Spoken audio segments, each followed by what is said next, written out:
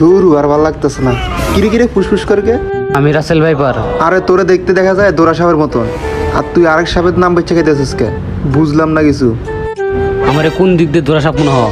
আমার গায়ের রং দোষ না, আমি রাসেল ভাইপার। তুই রাসেল ভাইবার বুঝলাম, কি কারণে এই জায়গায় আইছিস ওইটা কো।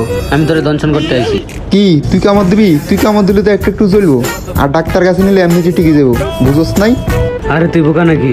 আমি কামড় দিলে সেকেন্ড মারা যাবি। ডাক্তার কবিরাজের সময় থাকো তোর। আরে দাঁড়া দাঁড়া, আগে কামড় দিস না। তোর নাম ইউটিউব টিকটকে কিছু একটা শুনছিলাম, দাঁড়া সার্চ দিয়ে দেখি। তোর কতটুক বিষ আছে? রাসেল ভাই সার্চ দিয়ে দেখি বিষ আছে কিনা। ইউটিউব টিকটকে কি আবার? দে দে সাজ দে। আরে বেটা, ইউটিউব টিকটক বুঝোস না তুই তো একবারে ভাইরাল। দাঁড়া দাঁড়া দেখি। ভাই রাসেল ভাইয়ের সময় কিছু শুনছিলেন? কি? রাসেল ভাইপার মালে নাকি 50 টাকা। তাই নাকি? হ্যাঁ ভাই। আমি তো ইউটিউবে সার্চ দিয়ে দেখছিলাম, দেখি আমার সামনে একটা আছে, এটা কি না দেখেন তো।